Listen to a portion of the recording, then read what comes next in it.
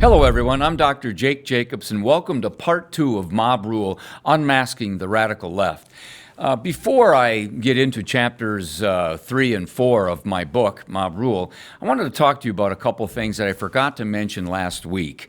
First of all, I had showed you the cover of Time magazine of the 3 Marxist founders of Black Lives Matter, and there was another Time magazine that I wanted to mention to you, and it was a Time magazine that came out in June of this past summer during all the George Floyd riots, and it's a picture of Black Lives Matter, people protesting in the streets, and it says the overdue awakening.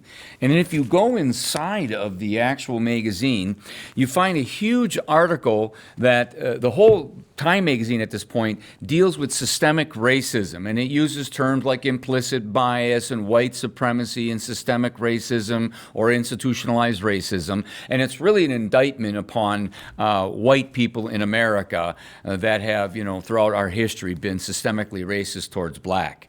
And I noticed something, for example, in the article is The Overdue Awakening, like I said. Ending centuries of racism requires systemic change. Okay, and of course they have pictures of George Floyd in there and Black Lives Matter poster. By the way, this is a quick aside related to this. You're now seeing college scholarships for criminals like George Floyd or for criminals like Jacob Blake or for Mike Brown. And I'm going to talk a little bit more about this later with Mike Brown and Ferguson. But this is absolutely baffling to me that these criminal individuals involved in criminal activities. Now, you and I may disagree on how the police have handled these situations, but the fact is they're now eulogized as these angels or these saints. We have scholarships. If I'm going to give a scholarship, I could have the Coretta King Scholarship, or maybe the Martin Luther King Scholarship. These were men and women of the civil rights movement that were absolutely wonderful when it came to how they handled systemic racism, democratic systemic racism that goes back to the 1820s in our history.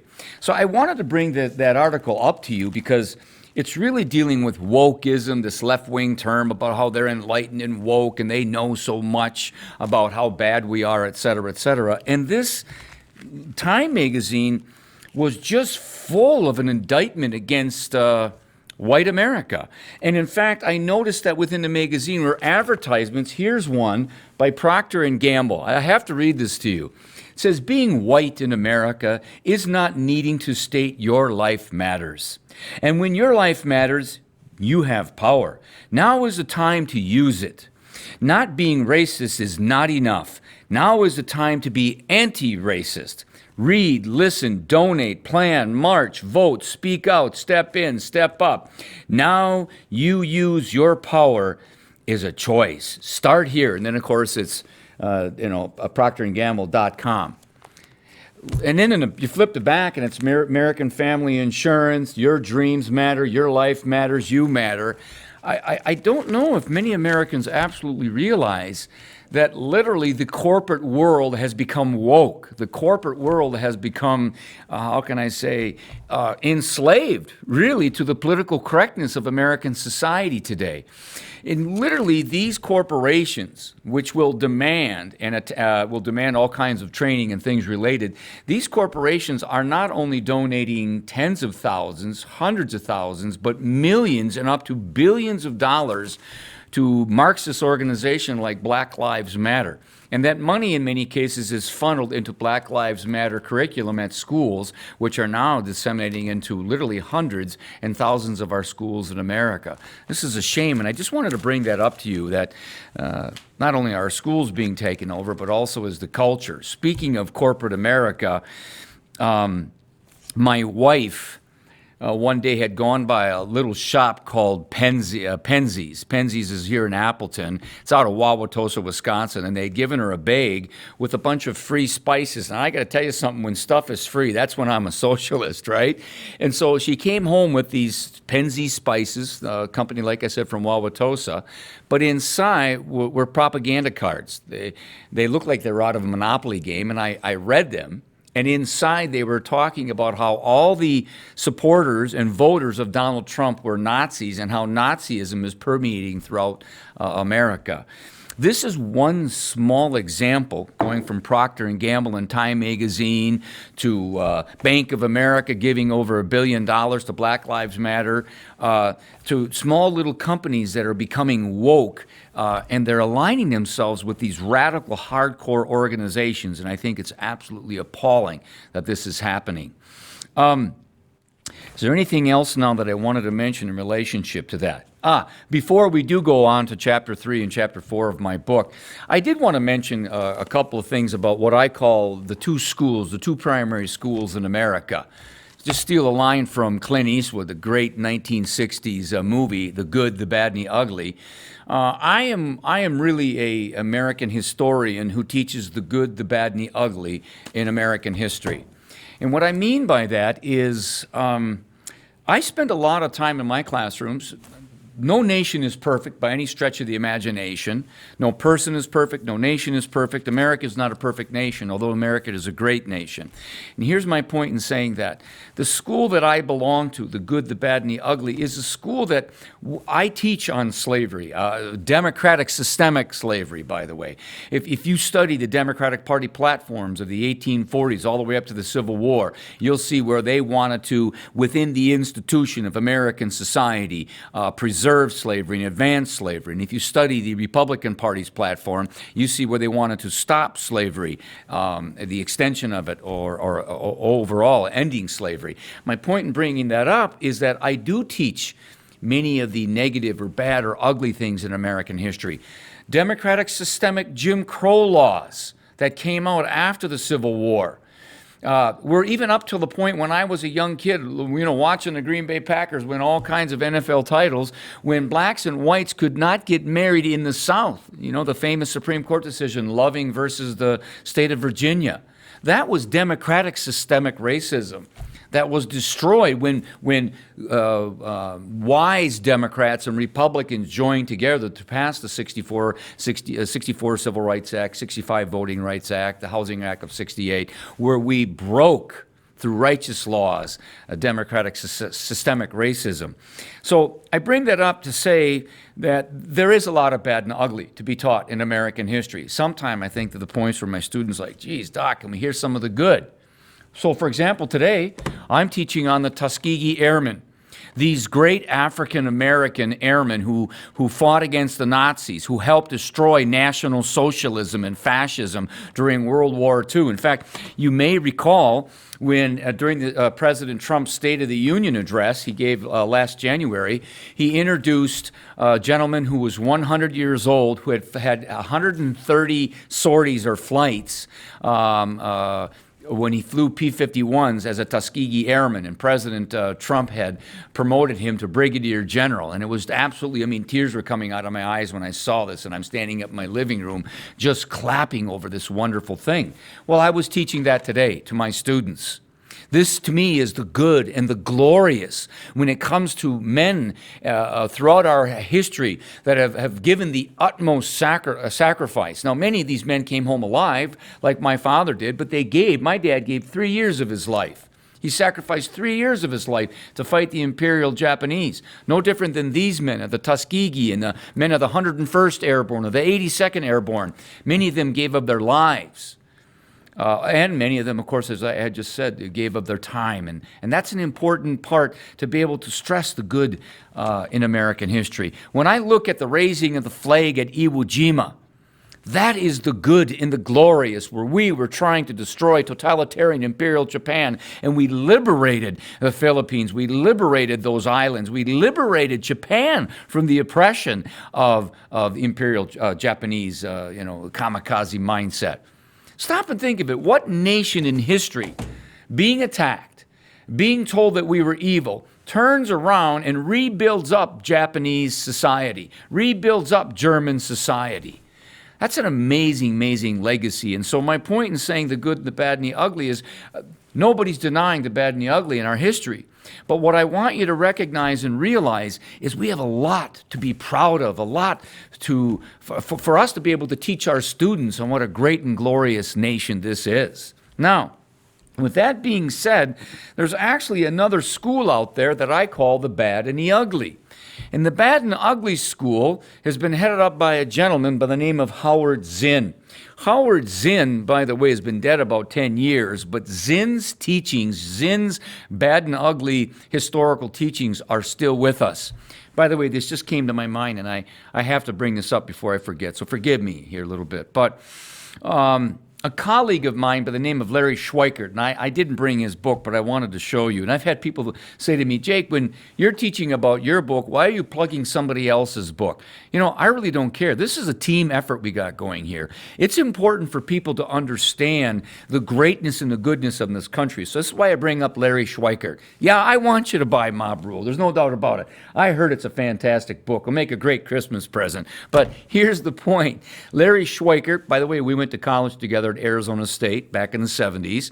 Larry is now retired and living back in Arizona.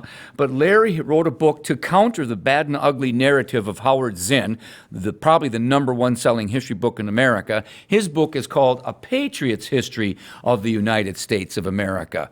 And his book counters. His book is in the same school that I'm in. In his book, he teaches the good, the bad, and the ugly in American history. He doesn't shy from the bad and the ugly like I don't shy, but what he wants to remind his readers and his students is that we have nothing to be ashamed of when it comes to the great and glorious things that this country has accomplished.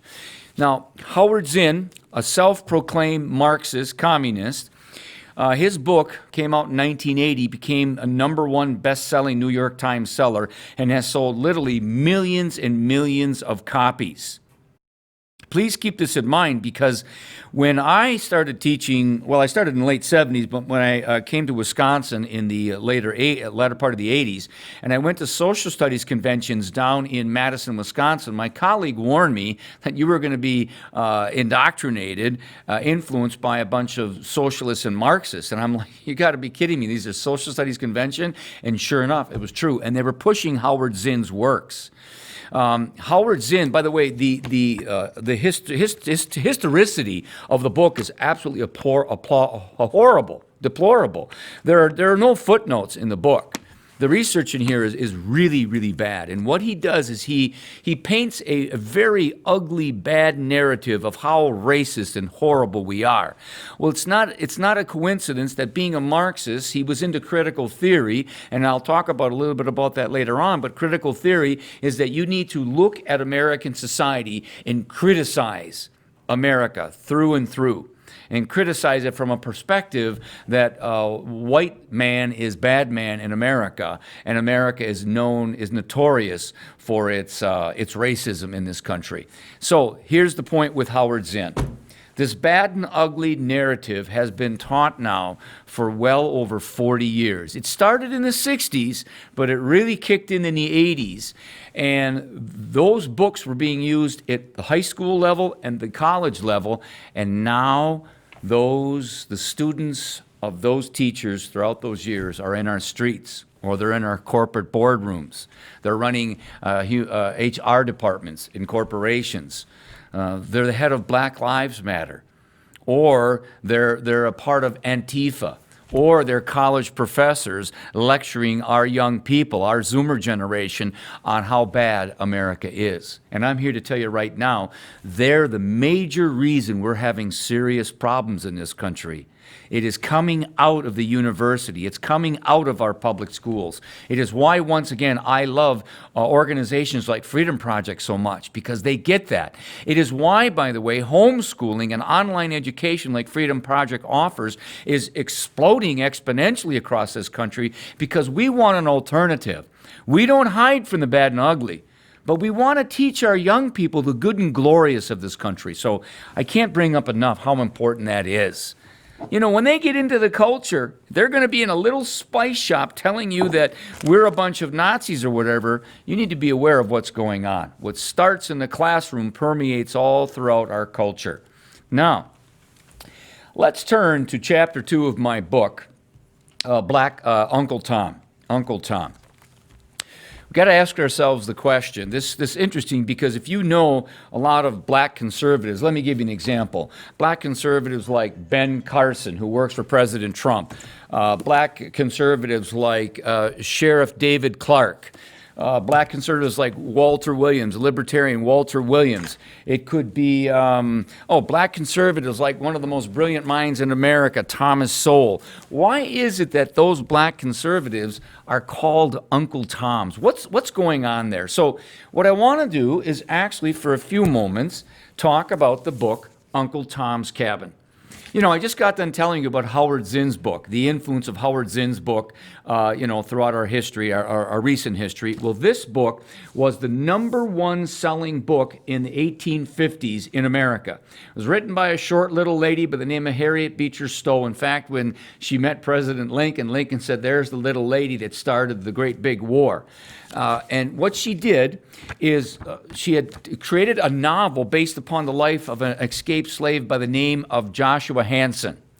And what she wanted to do is she wanted to make American Christians in the North aware of how horrible and deplorable democratic systemic racism slavery was in the South. By the way, the South put out all kinds of propaganda that said she was a liar and made all this stuff up. They controlled the media back then like they did, like they're doing today, and they tried to destroy her. And so she even came out with a counter book to actually chronicle her book. And here's the point of the story of Uncle Tom. Uncle Tom in the original book from 1852, he's a great character. He's a wonderful character. He's a slave, but he's a Christian man. He's a praying Christian man. He reads the Bible, and he actually influences people around him, black and white. He teaches them and helps them understand the kingdom of heaven. Well, he was sold by one of his slave owners to a horrible slave owner by the name of Simon Legree. And Simon Legree hated Uncle Tom. And at the end of the book, you see Uncle Tom on kind of like a mini cross, and he's strapped up and he's being whipped to death on the cross. It brings tears to your eyes when you read this. And Harriet Beecher Stowe, in the end of her book, in essence says, "Christians, you're sitting in the pews. You say that you love Jesus. You say that you love your neighbor, but in the meantime, down south, there's this horrible, deplorable democratic slavery going on. Get out of your pew and let's do what we can to end slavery." That's the importance of Uncle Tom, the book, and the character was an absolutely wonderful character.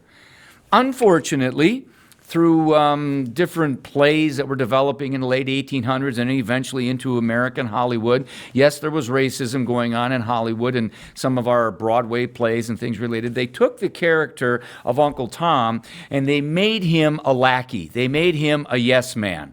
And so that term eventually evolved into being, if a black person ended up being, subservient to whites, whatever, they would call him an Uncle Tom. Then politically, the term now is if you're a Christian, you're black and you're Christian, you're black and you're pro-life, you're black and you're conservative, you're black and you're libertarian, you're now today called Uncle Tom. Now, if you're a female, like let's say Condoleezza Rice or Candace Owen, you're labeled as Aunt Jemima. Okay, and we see this all over the place. So once again, kind of like the fashionable term, attack somebody as a fascist or a Nazi. If you are the aforementioned individuals I've talked about, you're attacked as an Uncle Tom, a traitor to the cause. So I think it's important to note that. By the way, Larry Elder has a documentary that came out this summer, and I talk about this in my book, Mob Rule. Larry Elder has a documentary called Uncle Tom, where he interviews a number of black conservatives from Candace Owens to Shelby Steele to Herman Cain to a number of black conservatives, black libertarians, and they more or less talk about their love of America and their conservative values and what it's like to be black and have those values, because this is a worldview clash going on. So I wanted you to recognize that. I can't recommend enough Larry Elder's documentary, Uncle Tom. Orlando Patterson. Orlando Patterson, I start out my chapter, in chapter 3, in my chapter titled Uncle Tom, Lies, Damn Lies, and Statistics. But Orlando Patterson says this, you can read along with me. America is now the least racist white majority society in the world, has a better record of legal protection of minorities than any other society, white or black, and offers more opportunities to a greater number of black persons than any other society, including all of Africa. Now, Orlando Patterson, by the way, used to write for the New Left Review, and he was a lefty. He was left of center, and I really salute him for being intellectually honest about the greatness of America, but he was attacked and maligned by the left. White liberals, white lefties, black liberals, black lefties were attacking him for speaking the truth. I mentioned in my book on page 85, and I'd like to talk about this quickly. His name is Dr. Jason Hill. Dr. Jason Hill. He wrote a book called We Have Overcome, An Immigrant's Letter to the American People. And I just want to read quickly here from Dr. Hill's article here, or book. He says this: when some black folks complain that white people don't value black lives, I often ask, what exactly do you mean? In fact, too many black Americans are reluctant to hold other black people accountable for their horrific crimes they are committing against one another. Members of Black Lives Matter want white people to esteem black lives and value the humanity of black people when they themselves can't condemn and express moral outrage at those who maim and kill black children in the course of gang warfare, senseless street violence, and drive-by shootings. Why do white people have a larger moral responsibility to care about black people than black people have to care about their own lives? And why are blacks in need of special white nurturance? And so Dr. Hill goes on to say, I lived in Jamaica. I came to America. I heard all these horrible horror stories. And the fact of the matter is that America is a wonderful country where he, I should say, had the opportunity to become a professor and is teaching now in an American university. So he blows out of the water this negative narrative by Black Lives Matter and many in our universities. There's also a young lady by the name of Nestride Yumga. And I don't know if you remember this, but May 31st of this past summer, 2020, Nestride Yumga is from Cameroon. And she was out, I think we have a picture of her there, she was out in Washington, D.C., and she was yelling and she was screaming at Black Lives Matter. And you've got to, if I can get a chance to find where I put her quote. This is absolutely, she says this. She comes out into the street and she says, Black Lives Matter is a joke. You are racist. Go to Chicago. They don't have schools there and they die every day. They don't care about you because you can't get their attention with that. Hypocrites, go to Southeast Washington. Go to the Northeast and tell them Black Lives Matter. She goes on to say, if they matter, they should matter everywhere. Black lives should matter everywhere. It doesn't take a white cop to kill a black man to make it matter. And then she ended up doing a wonderful article for the Wall Street Journal where she says, what's going on in America? I came from Cameroon, Africa, to this great nation. And I got to tell you something, this is a great land of opportunity, and we are not oppressed in this land. By the way, I think it's very interesting to note that over 3 million Africans have come to this nation in the last 25 years, and they have found incredible prosperity and economic opportunity. This is a myth out there about how bad we are here in America. Yes, there's racism, but there's not systemic racism in this country. Okay.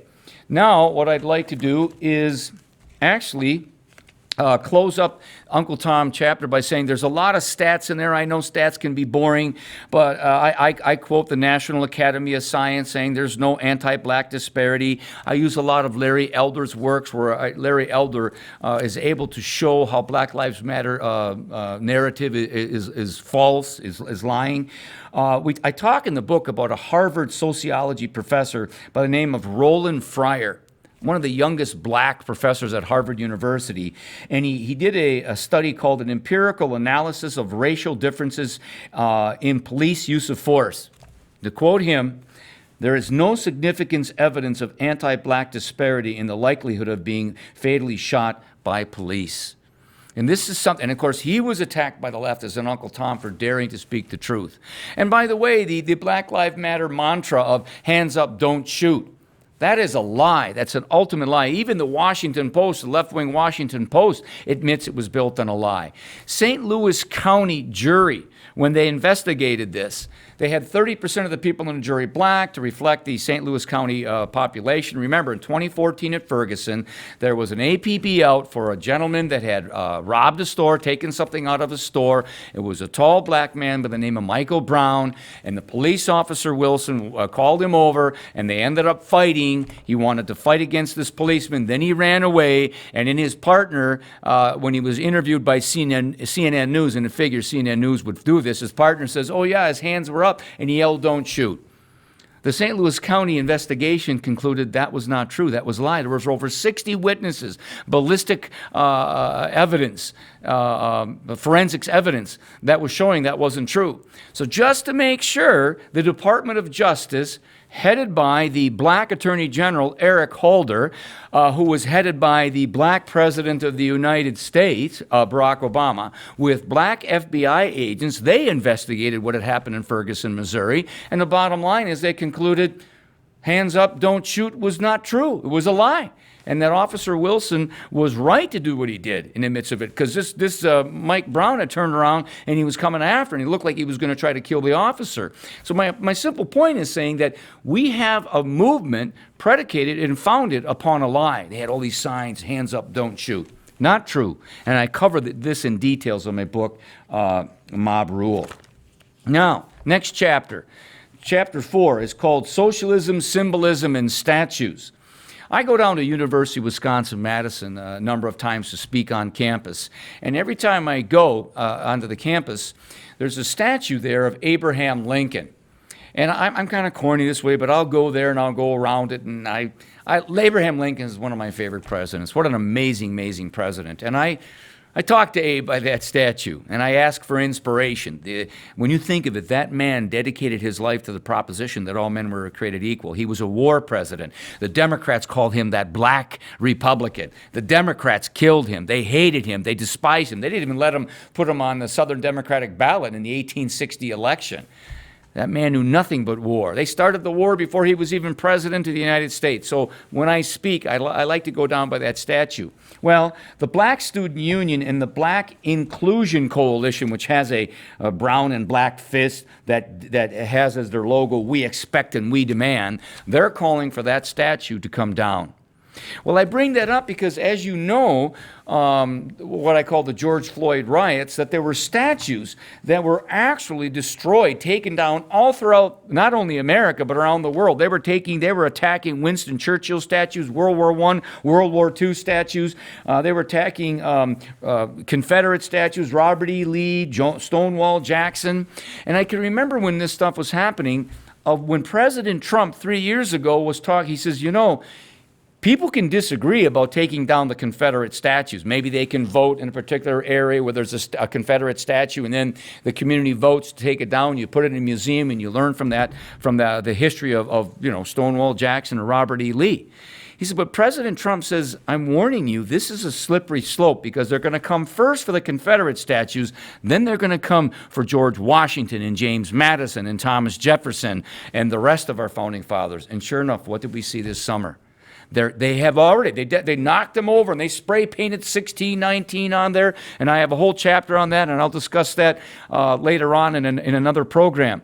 But the point is that what happened down in Madison was quite interesting, because during the summer there was a Black Lives Matter activist who went into a Madison store screaming and hollering with a boombox and a bat that he had Black Lives Matter on, demanding that the white KKK members of that restaurant, they weren't KKK, that's what he was calling them, pay him money.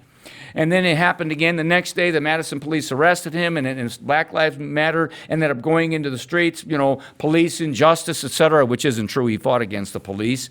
And they ended up going down on State Street and destroying two statues, the statue forward and a statue by a colonel, a Yankee colonel. And in that particular statue, They said the reason we took him down is forward is symbolic of white supremacy, and even though this colonel was for the Yankees, he was a white guy, and he was for white supremacy. So my whole point in this statues chapter is dealing with, and I'm going to close with this, a quote from the book 1984, George Orwell. Every record has been destroyed or falsified. Every book rewritten. Every picture has been repainted. Every statue and street has been renamed. Every date has been altered, and the process is continuing day by day and minute by minute. History has stopped. Nothing exists except an endless present in which the party is always right. The party is always right. What we're seeing happening in America is not about the destruction of white supremacy and white systemic racism. What it's about is an Orwellian perversion of reality. It's about destroying the foundation of this nation and our republic under God. So that's going to about wrap it up here for part 2 of Mob Rule, Unmasking the Radical Left. I'm Dr. Jake Jacobs, and we're going to see you guys next time. Ciao.